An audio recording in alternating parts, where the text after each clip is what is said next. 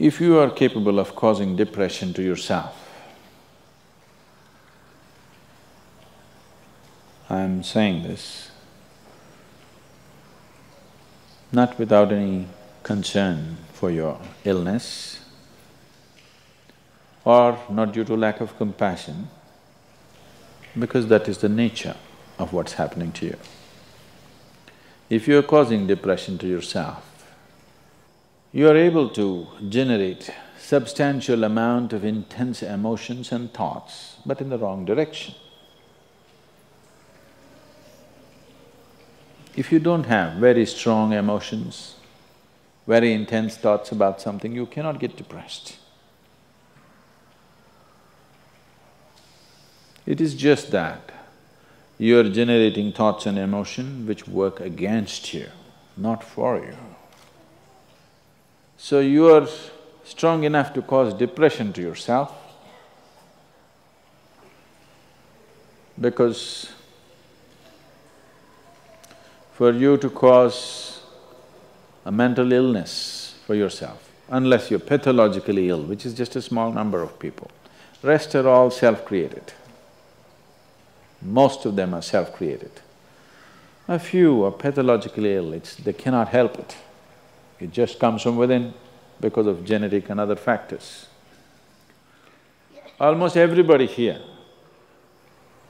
if we train them towards a certain kind of thought process and emotion and push them a little bit with the outside situations, almost everybody will go lose their mental balance. They will become clinically ill. They can be driven to madness, I'm saying, because the line between sanity and insanity is very thin. People keep pushing it. You get angry, you're pushing the line. It's a thin line. In fact, when you get angry, you know you're pushing the line. That's why the expression, "I was mad at somebody." You're not mad at somebody, you're just going mad. You cannot be mad at somebody. You're just pushing your sanity, the boundaries of sanity, and moving into insanity for a certain period of time and coming back. You do one thing every day, you try this, 10 minutes a day. Try intense anger on somebody. What? You will see in 3 months' time, you will be clinically there. Yes. Just try it if you want. Because if you keep pushing the line, you go mad and you come back, you go mad and you come back, one day you're not able to come back, that's all. One day you're not able to turn back, then you're clinically ill. You must understand, even if you got angry for a moment, you're already ill.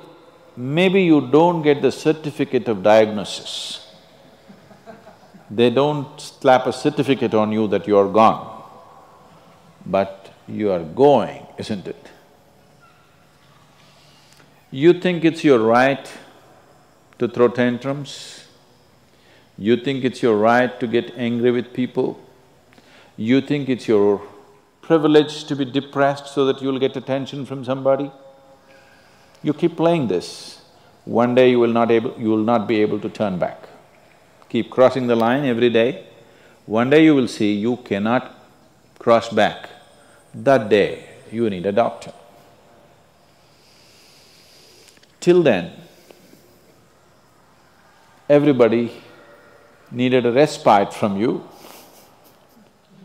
but the day you can't cross back, they get the respite because now they can catch you and give you to a doctor. Otherwise, you're temporarily going mad every day, many times a day. They cannot even send you to an asylum, they have to bear with you, your family, your friends, your people around you. If you get at least truly clinically ill, we can hand you over. There's one temple in Tamil Nadu, where they chain you and keep you.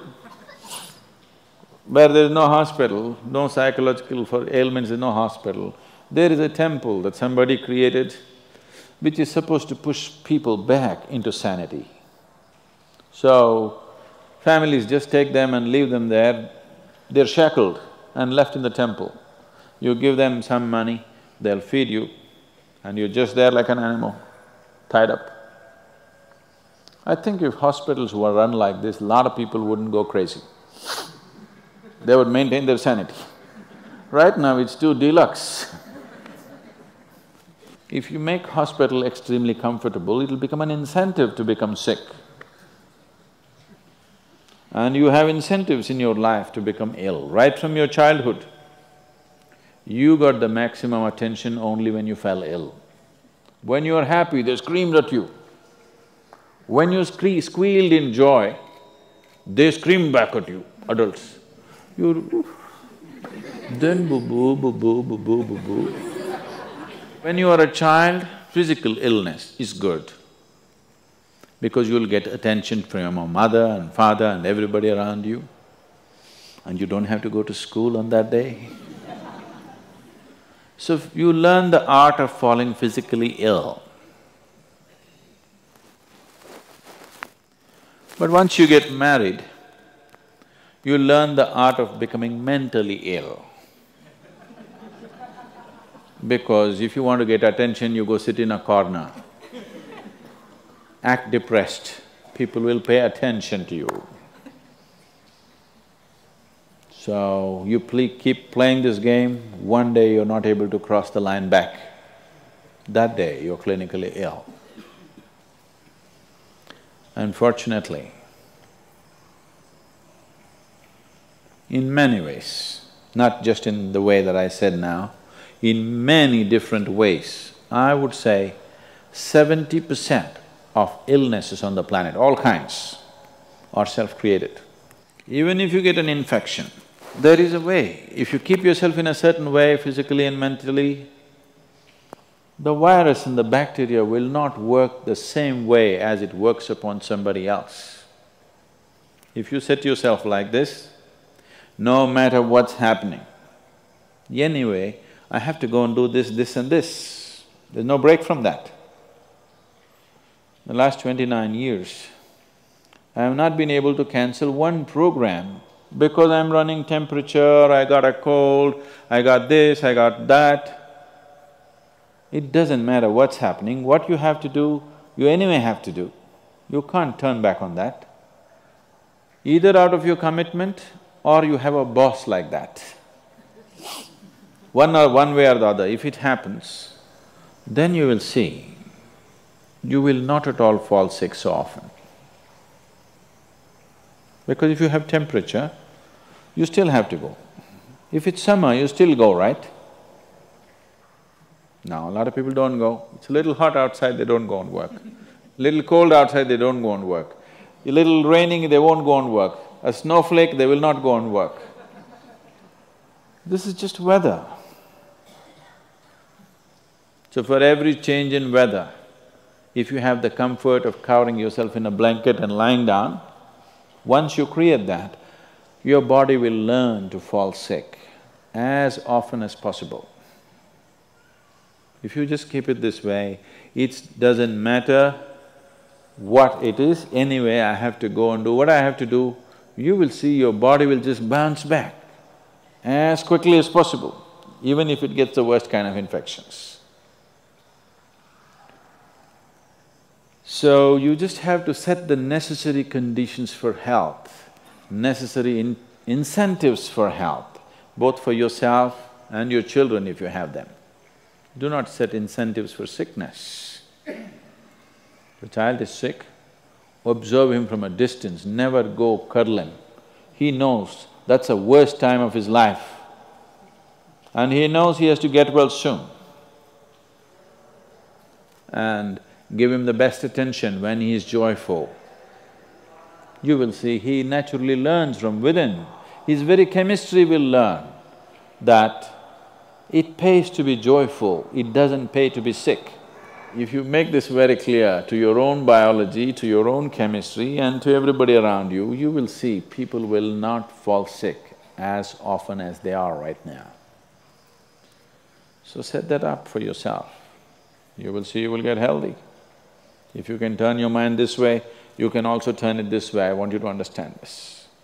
No, I'm like this because my father abused me when I was 7 years of age.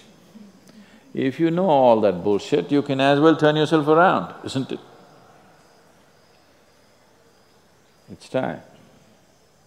You must understand, mentally, physiologically, chemically, energy-wise, you must clearly understand it doesn't pay to be sick, unhappy, depressed. It doesn't pay.